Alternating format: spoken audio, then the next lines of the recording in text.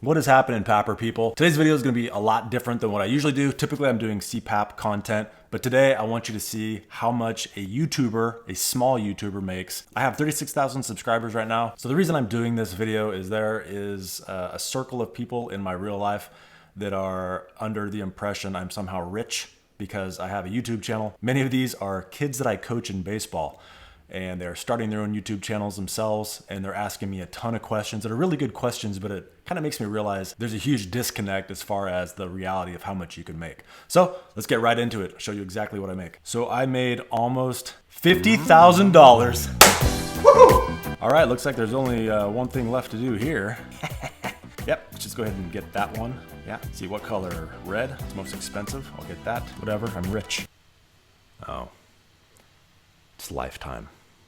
So in the life of my channel, I have made, yes, $50,000, but you can see here, once I started in 2009, all the way up through about 2015, it really wasn't that much at all. The bulk of everything, any earnings I've had have come from 2016 till now, 2020. If I were to break this up into yearly, that's about $4,500 per year. Now that's not really fair to say because the bulk of that is in the last year. So what did I make in the last year? So in the last calendar year, I've made almost $14,000, a little over $1,000 per month. Now you might be thinking to yourself, wow, man, that is some great money. You need to put this into perspective. One is I have to think up the content, write up a brief sketch, then I have to record it, then I have to edit it. All of that takes a lot of time, especially editing. I would estimate any of my videos that are 10 to 15 minutes long, it probably takes me anywhere from 6 to 8 hours to edit it alone. Recording probably takes about an hour.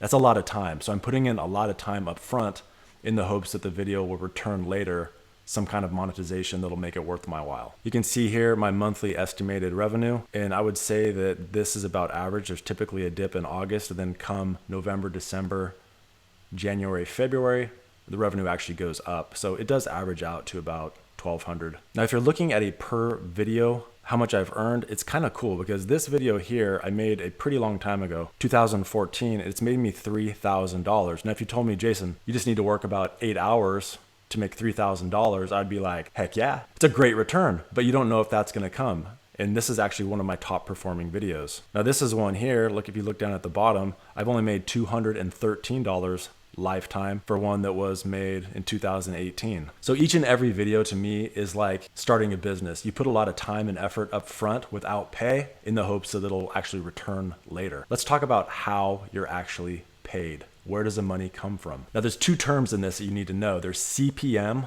which is cost per mil. Mil is 1,000. And then you have RPM, that is revenue per thousand. The simplest way I can describe CPM is that is the advertising rate that you're getting. I could have paid someone to do this graphic for me, but where would the fun be in that? Plus, I'd be losing out on even more money. No. Essentially, this is how Google Adsense determines the CPM. You have company A and you have company B. Now, both of these companies are trying to advertise on YouTube. One is willing to pay $10 for the keywords. Company B is willing to pay $20 for the keywords. Now, what are those keywords? Typically on my channel, it will be something like CPAP, sleep, snore, something to that effect. Now YouTube knows what they're willing to pay. It basically turns this into an auction, and YouTube decides the winner is company B because they make more money and I make more money. We have a winner. So pretend 1,000 people watch my videos. That is estimating that every single one of those views was monetized. They're not. But if every single one of them were monetized, that is how much money I make per monetized view per 1,000. So per 1,000 monetized views, how much do you make? And on this, in the last 28 days, per 1,000 views, I made $20.95. That's awesome, except not every view is monetized. Some people watch it on a tablet, some people have ad blockers. The list goes on and on as to why a view would not be monetized. But overall, this is why we have to go to the RPM, the revenue per mil. And that you can see is almost $11. That's actually outstanding. The typical rate for most people is around $2 to $3, some around $6. I'll take 11 any day. If we switch this to my lifetime, you can see that it's actually 6.25. And you can see early on, it was actually a much higher rate. Around 2015, this changed. It fell off a cliff. This was during the adpocalypse. And then it's just recently starting to uptick again. And this is basically late in 2019. Let's look at this total estimated revenue because that makes me feel better about myself. So the money actually isn't quite as good as it looks. There's actually a 15.3% self-employment tax that I have to pay on this. Look, I mentioned how long it takes me to produce a video. If you were to account for that, it's probably somewhere like 10 to 20 bucks an hour, maybe. The nice thing is the content that I produce, stuff I did 6 years ago is still relevant today. And so for that, I kind of see this constant steady flow of revenue coming in from all work that I've done. No, it's not like this huge windfall, but it is slow and steady. I actually enjoy it. I don't consider this work because the content that I create, it's a great creative outlet for me. I actually even enjoy editing the video. I can add my creativity to it and I can get across information that I want to get across. I love teaching. So I can meld teaching and I could meld like a creative side of myself into each and every one of these videos. I really enjoy it. And at the same time, I get to help people out that need help. So I'm gonna tell you right now, the biggest myth is that subscribers matter. They do matter, but they also don't matter. All that matters is views. That's it.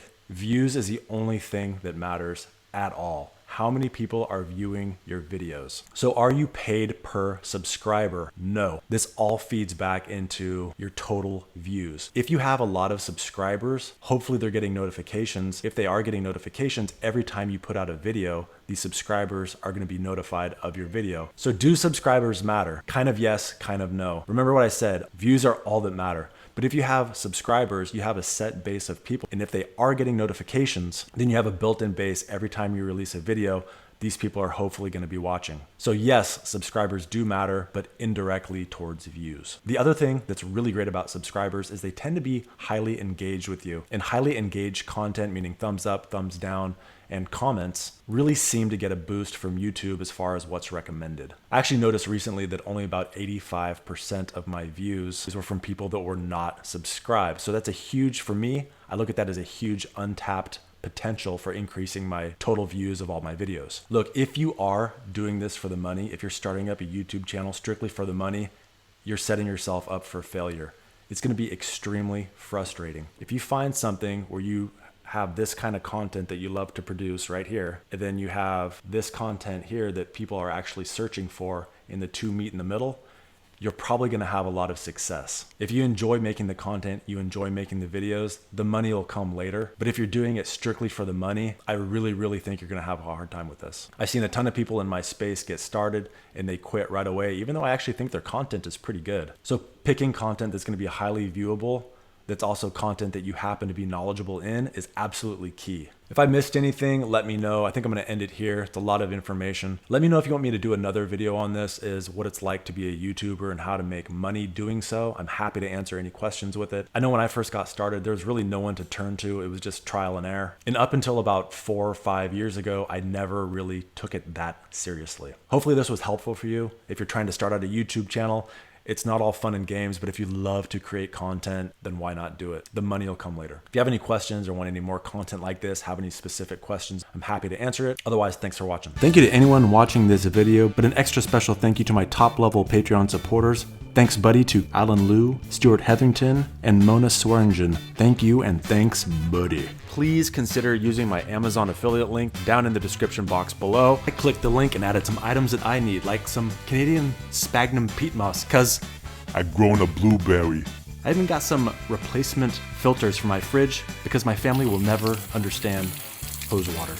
And I had to get a replacement screw for my Stay Right pool filter because I discovered I have very strong forearms and I am still a Well, damn, if you can't go to Valentine's, what the hell could you go? Sick it out. Even white boys got to shout. Baby got back.